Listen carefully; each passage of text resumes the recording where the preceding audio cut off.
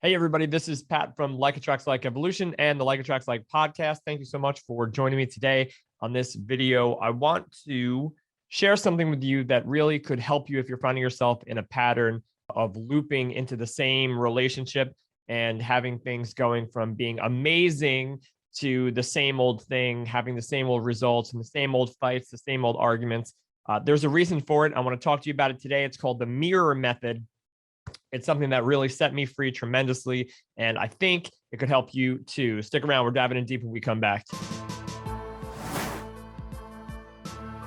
All right, here we are once again. Thank you all again for joining me today on this video. I want to share something that really helped me set myself free from the patterns that I was experiencing inside of relationships. It's called the mirror method, and I bring it to people all over the world, and we have a very, very similar result. And that result is not just a change in the relationships that you have and experience, romantically or otherwise, but it's also like an incredible sense of freedom within yourself. So I used to find myself in these patterns of realizing quickly that there were parts of me that I didn't want other people to know existed. I put this facade out into the world, this illusion of egoic majesty that at least in my own mind, that I thought I needed to put out and present and be seen and accepted as.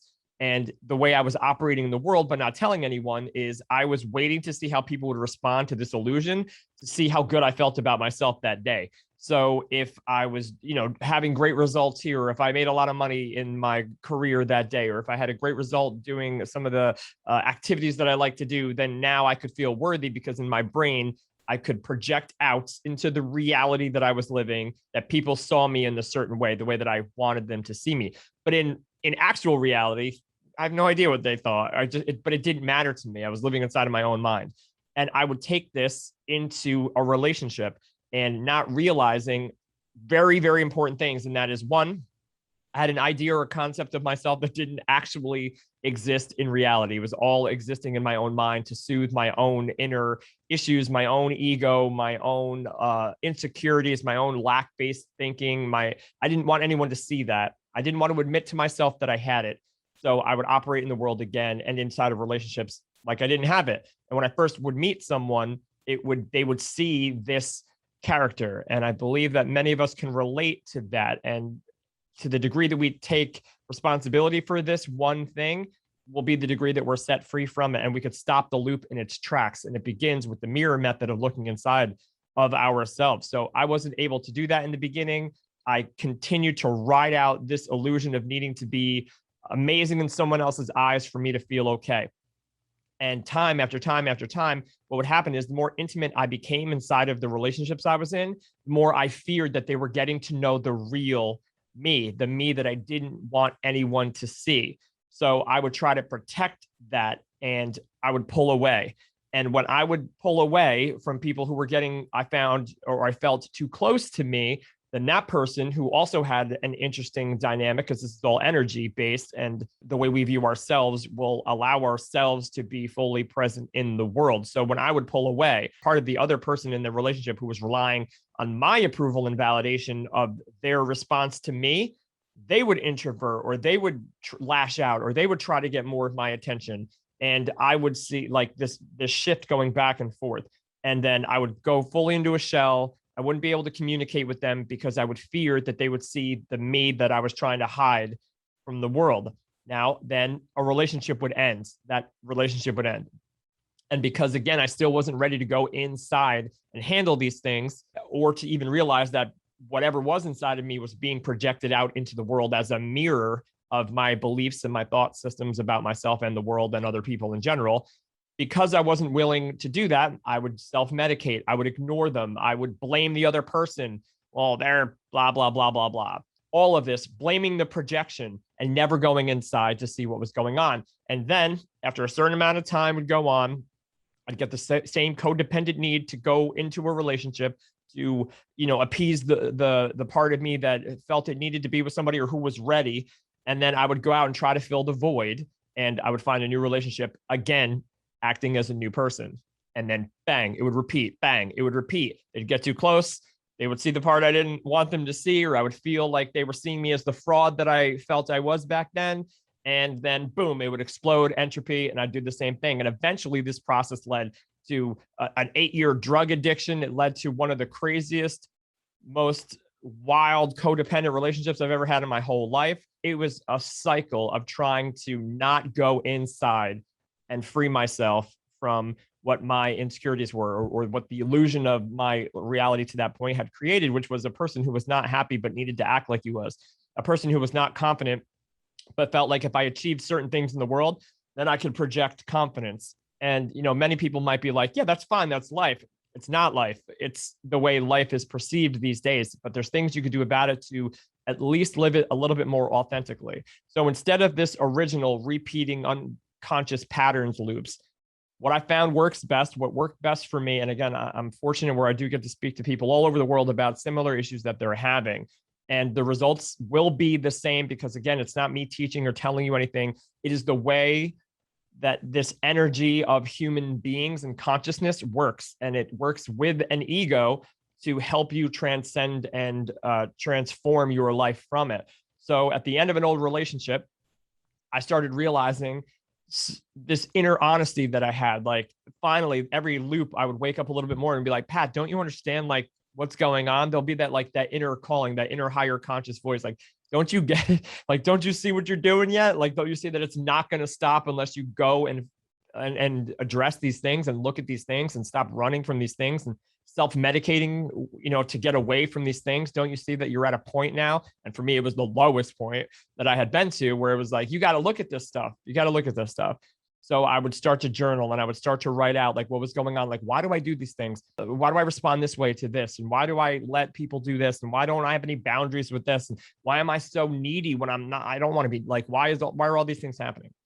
And the deeper that I went inside, the more I started to finally be able to see my part in the ending of all of my previous relationships. Anything that people were like, you're doing this and you're doing this, I was so in my own head and ego and like, you don't get it. And so not willing to look at those things and those insecurities that I would blame the other person. So when I finally said it's not out there, it's in here. I have to look in here and figure out what this is, because I'm done blaming the projection. I have to go in here and see what's being projected.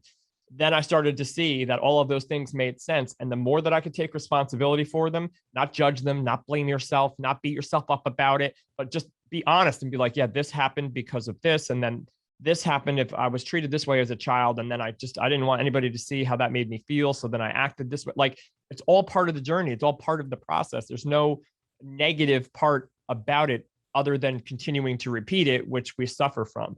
So the more I was able to go inside, then the more I kind of see the part of the ego, the part of my self-identification with things or labels or power outside of myself or love outside of myself, the more that I could see this illusion. I could see that the trick of the ego, which is to make us believe that we need things outside of ourselves by making us also, that same belief says that we have no value and we're worthless. So the more you can go down, then the more you can kind of sit with those things. You could resolve them. You could do your shadow work. You could do your, inner child healing. You could do your past life regression, whatever you want to do to get to the understanding that you are the source of this thing and that you can't blame the projection anymore. Once I did that, I would live it in the world for a little while, meaning you're going to be triggered by certain things. You're going to be put in positions. I call them final bosses on a lot of podcast episodes, where you're going to be faced with a person who makes you feel like you used to feel in certain relationships. And it's going to I don't like to use the word test, but it will be an analysis of how do you respond in that case? Do you respond with love and understanding and empathy? Or do you lash out like you used to in denial or in protection of the inner part of you that you don't want anyone to see? And you'll go through this process a bit until you realize that you're no longer triggered by these things that used to trigger you, that it'll always be a progressive journey, but you've actually made incredible strides. And now you can enter a newer relationship. So new person comes in, is attracted to you, or comes into your experience in some magnificent way. How do you know if you are ready to be with that person? And this is just my personal opinion, but I think it's even more than that. If you can enter a new relationship and honestly, without judgment, without drama, without expectation, without the need for anything at all from the other person, if you can, and I'm not saying go spill everything, because if you can tell them what role you had in the ending of your old relationship, then I'm telling you that you are very close to being able to have an open, honest, and authentic relationship with the new person that you're in. If you're going in and there are still parts of you that you don't want this person to see or know about, that's the part that's going to repeat in this new relationship. So this is where it gets tricky, because your ego could be like, that's ridiculous. You stop watching this right now, because what do you mean just open book and tell them all these things that happen? Like that it's not their business. It is their business. It's their business if you're entering into a relationship with them, because it's going to repeat on them. It's going to repeat on you. Yeah, we all have our like private moments that we want to keep. If it's something that you do to self-sabotage yourself because of parts of you that you aren't taking responsibility for, if you're still going into a relationship and blaming another person for this, well, it wouldn't have ended if this. Like, if you can't take full responsibility for the garbage in your life, then you're going to enter into a new relationship and you're going to repeat those parts of that garbage with a new person. It's something that I found to be very, very freeing. And again, this isn't something that has to be like, it doesn't have to be a session where you sit down and do this. Or just, are you able to? It may never even come to that, because you may be so free from it that it never manifests in your life. The question is, could you do it? Could you, this is more like an internal process. If somebody was like, why did your last relationship end? Because I was an egomaniac and I was so scared of my own insecurities that I wouldn't let anybody get close to me. And when they did, I would pull away and blame them. Like, can you say that? Can you say that if that's a part of your experience? Can you say whatever your part is in the other one? If you're going, you're like, I was perfect, I don't know, they were just a mess, then you don't get it. You don't get that they were an exact mirror of you, and they were there to show you where you may or may not have been off, as you were the mirror for the other human in one way or another, to show them where they can grow and where they can evolve.